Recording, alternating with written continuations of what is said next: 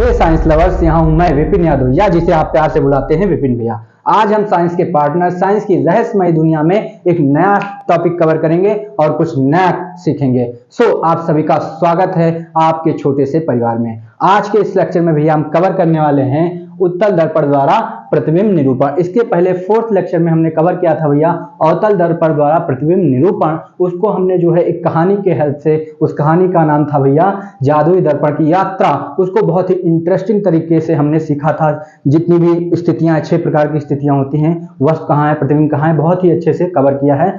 इसलिए भैया उस लेक्चर को जरूर देखें। जो है हमने डिस्क्रिप्शन बॉक्स में जो है प्लेलिस्ट की लिंक दे रखा है, वहां से आप सारे वीडियो कवर कर सकते हैं।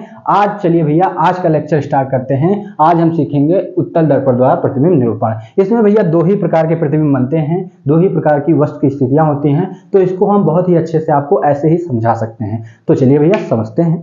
देखिए भैया पहली स्थिति है क्या है, जब वस्तु अनंत पर हो। क्या है, जब वस्तु अनंत पर हो।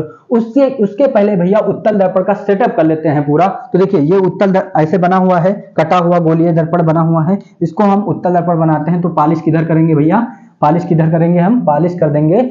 ये देखिए ये थोड़ा सा गलत बन गया है, ये कैसे होगा, ऐसे पॉलिश किधर करेंगे भैया, हम पॉलिश करेंगे दबे हुए पार्ट पर। क्या करेंगे, दबे हुए पार्ट पर। और इसका परावर्तक पृष्ठ क्या होगा, उभरा हुआ होगा। क्या होगा, उभरा हुआ होगा। परावर्तक पृष्ठ कैसा होगा, उभरा हुआ होता है। उत्तल दर्पण क्या है, सीना तान के खड़ा होता है। ठीक, तो ये देखिए सीना तान के खड़ा है। ठीक, अब क्या करेंगे, इसका श्रृंगार करेंगे। तो इधर से गोला पूरा होता है, उधर होता है C और इसके बीच में होता है F और ये होता है हमारा ध्रुव P। ठीक, पूरा सेटअप हो चुका है। वस्तु कहाँ अनंत पे है, तो ये जो है अनंत पे, मान लीजिए कहीं अनंत पे स्थित होगी। अनंत पे यानी बहुत दूर है, हमें दिखेगी नहीं, तो हम मान लेते कहीं स्थित होगी।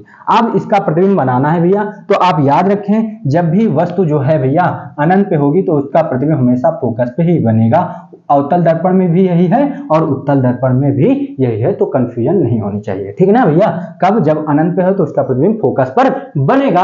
अब आप अपनी 3 जादुई किरणों का प्रयोग करेंगे, उसमें से कोई 2। क्या है, पहली कौन सी किरण थी, समांतर, दूसरी कौन सी, वक्रता, तीसरी फोकस। इन तीनों किरणों के बारे में कहानी की मदद से हम लोगों ने समझ रखा है, तो आप उन वीडियो को जरूर देखें। चलिए, हालांकि हम यहाँ बताएंगे कि कैसे वो किरणें कार्य करती हैं। देखिए वस्तु कहाँ अनंत पे स्थित है, वहां से किरण निकलेगी और मुख्य अक्ष के समांतर वो आएगी और दर्पण पे टकराएगी।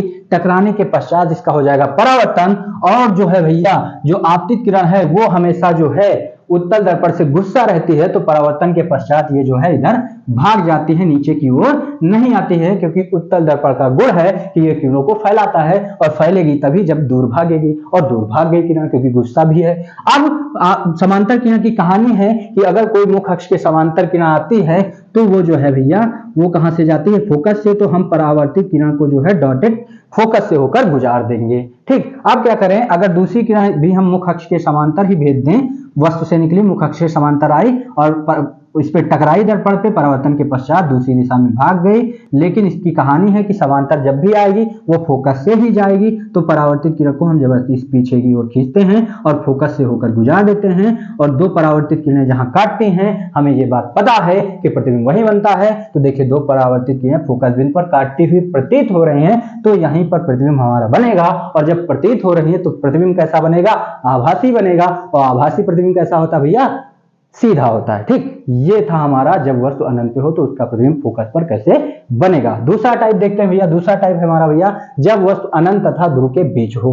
कब हो, जहां कहां वस्तु हो भैया, जब वस्तु अनंत तथा ध्रुव के बीच हो, ध्रुव अनंत और ध्रुव के बीच में। ठीक, तो उसका प्रतिबिंब कहां बनेगा ये पता लगाना है हमें। ठीक ना, तो जब वस्तु अनंत पे होता है तो उसका प्रतिबिंब कहां बनता है, फोकस पे बनता है। आप सभी को पता है, ये वस्तु स्थापित हो गई और P को कॉपी पेस्ट कर देंगे, बस हमको पता चल जाएगा। जब वस्तु अनंत और ध्रुव के बीच स्थित होती है तो उसका प्रतिबिंब फोकस और ध्रुव के बीच में बनता है। अब अपनी 3 जादुई किरणों का प्रयोग करते हैं। उससे पहले हम इसका सेटअप करते हैं। तो क्या करेंगे, पॉलिश कर देंगे दबे हुए पार्ट पर। उत्तल दर्पण है, इसका परावर्तक पृष्ठ सीना तान के खड़ा होता है, उभरा हुआ। ठीक, और जिधर से गोला पूरा होता है उधर C हो जाएगा और ये हमारा हो जाएगा, ये हमारा क्या हो जाएगा भैया, ये हो जाएगा हमारा C और यहाँ पे हो जाएगा हमारा क्या हो जाएगा, F हो जाएगा। ठीक, अब क्या करते हैं, वही स्थित जो वस्तु है हमारी उसको स्थापित करते हैं। ठीक, तो देखिए ये मान लीजिए अनंत इधर कहीं होगा। ठीक, और यहाँ पे जान लीजिए अनंत, ये मान लीजिए अनंत हो गया। अनंत और ध्रुव के बीच में वस्तु क्या स्थापित कर दिए। अब क्या है, मुख्य अक्ष के समांतर हम एक किरण आपतित कराएंगे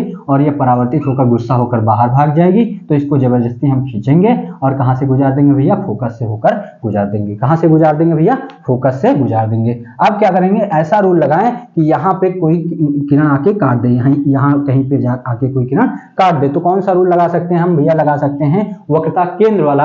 वक्रता केंद्र वाला क्या कहता है रूल, कि जब कोई प्रकाश किरण जो है वक्रता केंद्र से जाती हुई प्रतीत होती है तो वो परावर्तन के पश्चात उसी दिशा में वापस लौट जाती है। तो ये देखिए इसी में आपती तो परावर्तित किरण होगी, तो परावर्तित किरण को हम जबरदस्ती खींचेंगे और देखिए इस पॉइंट पे जो है ये काटती हुई प्रतीत हो रही है, तो हमारा जो प्रतिबिंब भैया यहीं पे बन जाएगा। ये देखिए हमारा प्रतिबिंब बन चुका है। तो कैसा प्रतिबिंब, कैसी काटती हुई प्रतीत हो रही है दो किरणें, रियल में काट रही है या प्रतीत हो रही है, तो प्रतीत हो रही है, तो प्रतिबिंब भी कैसा बनेगा, आभासी। आभासी हमेशा सीधा होता है। इस प्रकार से जो है आप दोनों प्रकार के प्रतिबिंबों का निरूपण कर सकते हैं। अब बात आती है कि भैया ये तो समझ में आ गया, लेकिन लैंग्वेज कैसे लिखेंगे, तो लैंग्वेज का भी सॉल्यूशन है भैया। क्या है कि आप अपने माइंड से पूछेंगे कुछ क्वेश्चन, क्या है, कहाँ, किस पे, कैसा। आप अपने माइंड से पूछें कि कहाँ, कहाँ का मतलब है कि वस्तु कहाँ है, किस पे, मतलब प्रतिबिंब उसका कहाँ बना है, किस पे बना है, और कैसा, वो कैसा है, वास्तविक है, आभासी है, सीधा है, कैसा है, ये बताना है। तो इसके लिए अगर लैंग्वेज लिखनी है तो देखिए पूछिए अपने आप से, कहाँ है वस्तु भैया, तो आप तुरंत बताएंगे अनंत पे है। किस पे बना है, तो आप बताएंगे फोकस से। कैसा बना है, तो देखिए बिंदुनुमा बना है, और कैसा डॉटेड है, आभासी बना है, आभासी वहीं से सीधा होता है। एक बार पूरी लैंग्वेज साथ में लिखते हैं भैया। क्या है, जब वस्तु कहाँ हो, अनंत पे हो, और जब वस्तु अनंत पे होती है तो उसका प्रतिबिंब कहाँ बनता है, फोकस पर बनता है। और कैसा होता है भैया, आभासी होता है, आभासी हमेशा सीधा और एकदम छोटा होता है, वस्तु से बहुत छोटा। दूसरे के लिए लैंग्वेज लिखेंगे भैया, क्वेश्चन करें खुद से, कहाँ, तो आप जवाब देंगे कि जब वस्तु अनंत और ध्रुव के बीच होती है तो उसका प्रतिबिंब कहाँ बनता है, फोकस और ध्रुव के बीच बनता है। कैसा बनता है, तो वस्तु से क्या है, छोटा है, आभासी है और सीधा है। इस प्रकार जो है उत्तल दर्पण द्वारा प्रतिबिंब निरूपण आप कर सकते हैं बहुत ही आसानी से। बस आप भैया जो 3 जादुई किरणें हैं उनको समझ लें, तो अवतल और उत्तल में जो प्रतिबिंब निरूपण है आप उनको चुटकियों की हेल्प से कर सकते हैं। और चीजों को हमने बहुत ही अच्छे से जो है समझाया है, उसकी प्लेलिस्ट जो है डिस्क्रिप्शन बॉक्स में है, वहां से जाके आप पूरा बहुत ही अच्छे से चैप्टर को कवर कर सकते हैं। फिर भैया मिलते हैं अगले लेक्चर में, लेकिन उससे पहले भैया आपके लिए जो है हम पसीने में भीग रहे हैं, सब कुछ आप ही के लिए कर रहे हैं, आपको मोटिवेट भी कर रहे हैं, हर तरीके का कंटेंट प्रोवाइड करा रहे हैं, लेकिन हम भी मोटिवेट होना चाहते हैं। हम भी डिमोटिवेट होते हैं, तो हमको कौन मोटिवेट करेगा, तो आप लोग करेंगे। आप लोग कैसे करेंगे भैया, हमारे जो भी हम आपको कंटेंट बना रहे हैं आप उसको देखें, अपने दोस्तों तक शेयर करें, अगर वीडियो पसंद आए तो उसको लाइक करें और चैनल को सब्सक्राइब करें। अपने छोटे से परिवार को जल्दी से बड़ा करें जिससे हम और कुछ बड़ा कर पाएं। मिलते हैं भैया अगले लेक्चर में।